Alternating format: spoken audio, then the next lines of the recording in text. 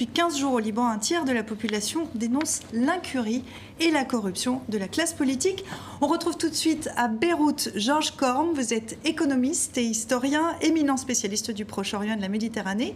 Vous avez été ministre des Finances du Liban de 1998 à 2000. Merci d'être avec nous. Soyez le bienvenu dans Kiosque. Une première question un peu personnelle, Georges, si vous le permettez, d'un mot vraiment. Comment vous vivez cette séquence politique dans votre pays? Exaltation, méfiance, pessimisme? Non, il y a eu pas mal d'exaltation. De voir le communautarisme s'effondrer de cette façon devant justement ce très vaste mouvement populaire qui a surpris tout le monde. Avec la demande d'abandonner, d'arriver à la fin du communautarisme libanais, derrière lequel s'abritent les chefs des communautés qui sont un petit peu comme une banque qui s'est mise d'accord pour piller le pays depuis plus de 30 ans. Et on va y revenir, parce que vous parlez de communautarisme. Au 15e jour d'une forte contestation contre la classe politique et la situation en faillite économique du pays, ce jeudi, nouvel accès de colère des Libanais après le discours de mi-mandat du président. Michel Aoun s'est pourtant notamment engagé à édifier un État civil non confessionnel. Regardez. Sur la place des Martyrs, le temps semblait suspendu. Hommes, femmes, enfants, tous écoutent attentivement les paroles du chef de l'État. Pour son 3e anniversaire au pouvoir, Michel Aoun tente d'impulser un nouvel élan avec une annonce choc. Il ne veut plus d'un gouvernement uniquement basé sur l'équilibre entre communautés religieuses. Les ministres devront être choisis en fonction de leurs compétences et non de leur allégeance politique. D'autant que le Liban se trouve à un tournant critique, notamment sur le plan économique, et a désespérément besoin d'un gouvernement harmonieux, soutenu par le peuple et capable d'être productif. Aussitôt l'allocution terminée, les chants hostiles au président reprennent. Déception et amertume prédominent dans les rues de Beyrouth. C'est un discours terne parce que nous parlons de promesses comme en début de mandat. Nous en sommes maintenant à la moitié. Toutes ces promesses auraient pu être tenues dès la première année. C'est quoi la marche à suivre? Comment établir les responsables de la corruption? Il ne suffit pas de dire « on veut combattre la corruption et je veux faire un État laïque en dehors de toute contrainte sectaire ». Comment ça va se passer? Avec quel mécanisme? Beaucoup de questions, toujours sans réponse. Voilà pourquoi les manifestants maintiennent la pression et demandent un renouveau complet de la classe politique. Tout au long de cette 15e journée de mobilisation, des milliers de Libanais ont défilé dans les grandes villes.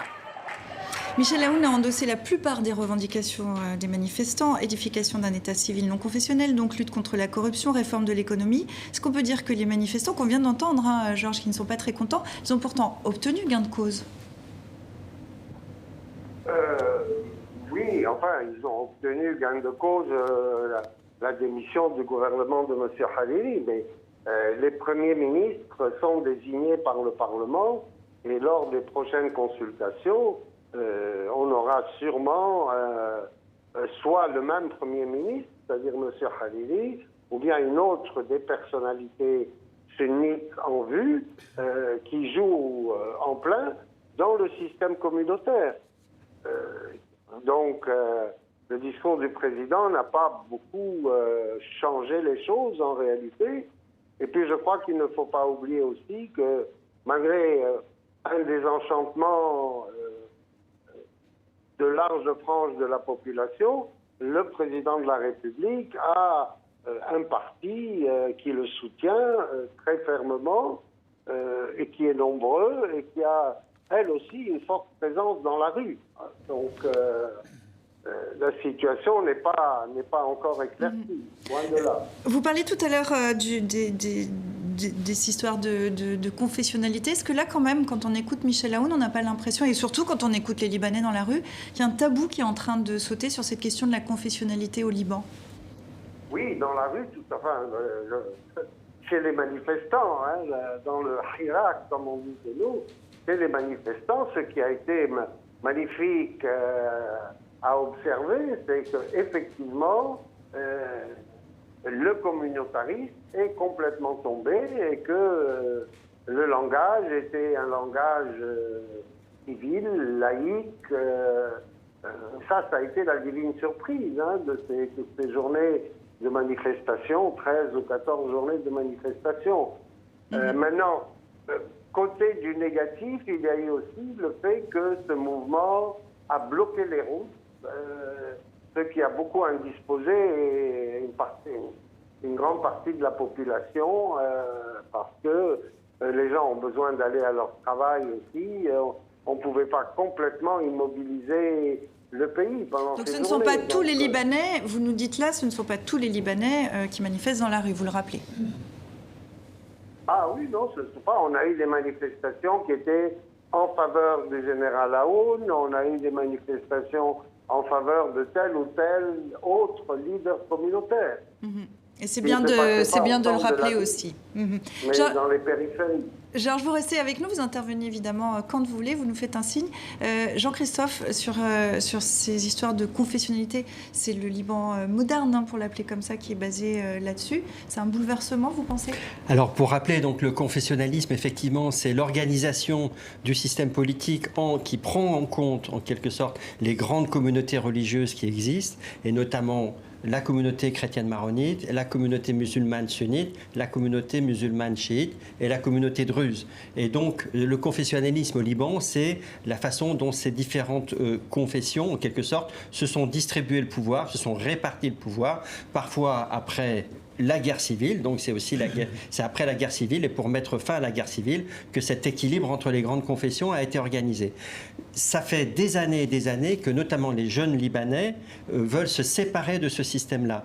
Et je pense que ces manifestations, comme le disait Georges Corm, a bien montré cette aspiration qui est extrêmement puissante dans une partie de la population, mais je pense que dans une autre partie, le confessionnalisme reste perçu comme une sorte de police d'assurance qui leur permet de toute façon, d'une façon ou d'une autre, de pouvoir peser, voire de pouvoir paralyser les institutions si jamais les intérêts de cette communauté ne sont pas respectés.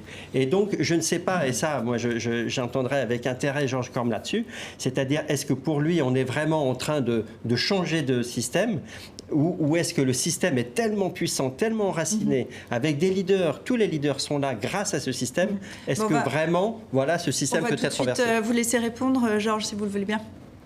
Oui, en fait, je pourrais ajouter, si vous voulez, que même historiquement, les communautés libanaises ont des protecteurs extérieurs. Les Maronites ont eu la France, les Grecs orthodoxes, la Russie, les Grecs catholiques, l'Autriche, les sunnites, c'était l'Empire ottoman et puis l'Arabie saoudite. Donc, on a un système de déversoir.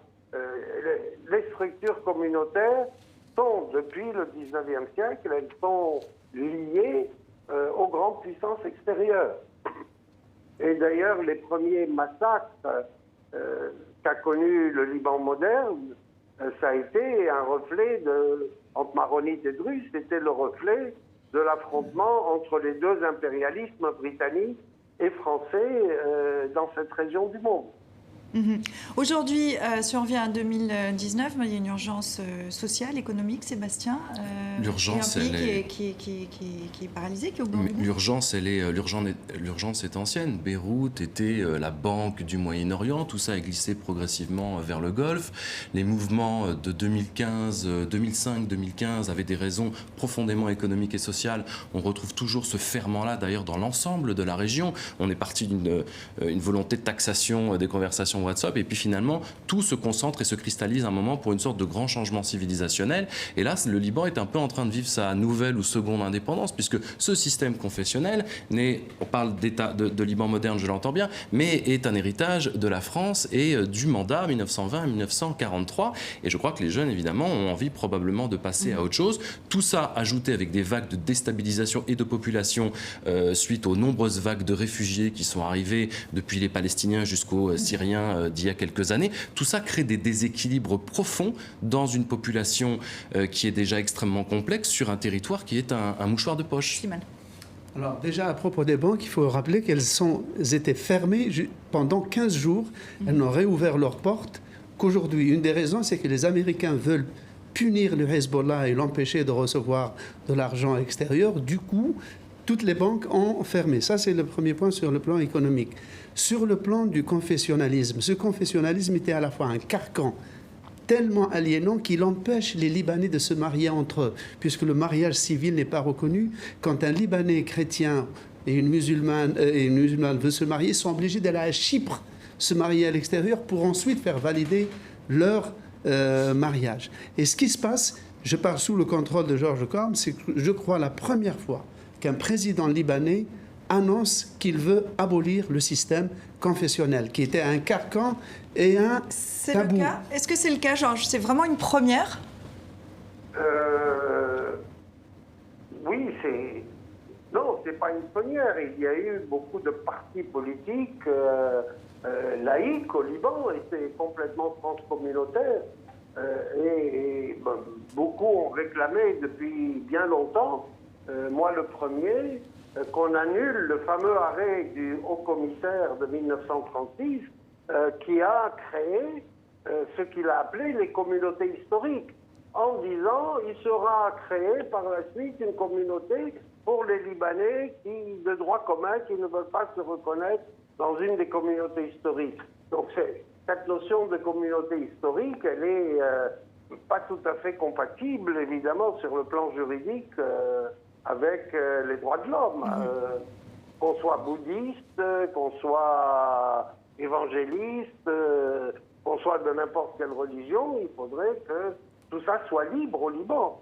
Et non pas réglementé sur un vieil arrêté de haut-commissaire de 1936, dont, à mon avis, il faut se débarrasser, ou du moins inverser en disant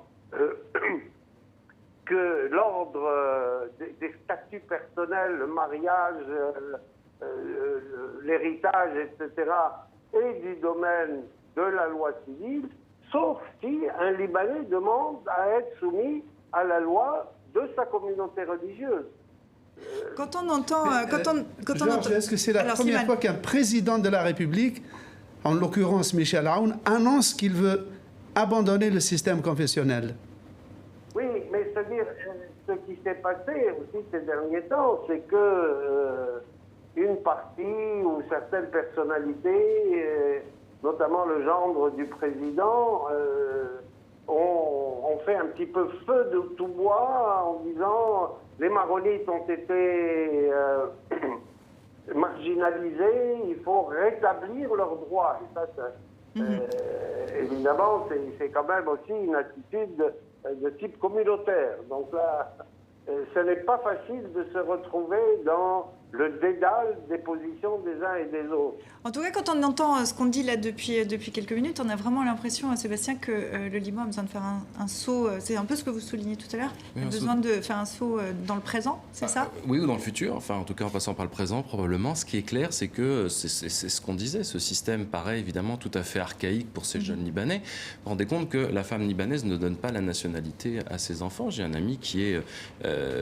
français, qui est marié avec une Libanaise, et les enfants ne sont que français, ils ne sont même pas binationaux. Rosa, on parlait de l'Algérie tout à l'heure, là on parle du Liban. C'est deux pays qui sont assez proches autour de la Méditerranée. Vu d'Algérie ce qui se passe au Liban et inversement, vu du Liban ce qui se passe en Algérie, comment ça peut s'alimenter? On regarde de très près ce qui se passe non seulement au Liban, mais aussi en Irak et puis ailleurs dans la région. Et je crois qu'il y a un phénomène aussi où ces mouvements se répondent, se font écho, s'alimentent, etc. Il y a vraiment les mêmes problématiques au cœur de ces crises-là. Vous parliez tout à l'heure de la crise sociale. Il y a 200 000 Libanais depuis la guerre en Syrie qui ont basculé dans la pauvreté dans un pays qui comptait déjà 1 million de personnes vivant dans la pauvreté. Vous avez 300 000 chômeurs en plus. Et ce système, effectivement, confessionnel, communautaire, dont Georges Corm le rappelait, il a pris corps pas pendant la guerre civile, mais sous le mandat français, il est périmé aujourd'hui, il ne répond pas à ces besoins-là. Je crois que ces révoltes-là, elles sont en train aussi de casser l'idée que ces peuples arabes seraient congénitalement inaptes à la démocratie ou alors qu'ils seraient forcément sensibles et acquis au conservatisme social, politique et moral des islamismes. Je crois que tous les peuples de la région sont à la recherche d'une alternative de progrès social, de liberté, et que ces systèmes politiques, que ce soit le système algérien qui est une sorte de semi-dictature militaire ou ce système confessionnaliste nationalistes libanais ne répondent plus du tout aux aspirations de ces populations. Alors Il y a un rapidement, point commun ensuite entre Jean-Christophe. la révolte libanaise et algérienne, c'est que les gens ne se révoltent pas seulement contre un régime corrompu, incompétent, inefficace. Ils se révoltent aussi contre une structure, une culture de pouvoir qui est devenue totalement caduque, totalement inadaptée à leurs besoins. Et donc, ils sont face à un régime totalement irréformable, un peu comme l'était l'Union soviétique. On va conclure. Allez-y, Georges, je vais conclure avec vous.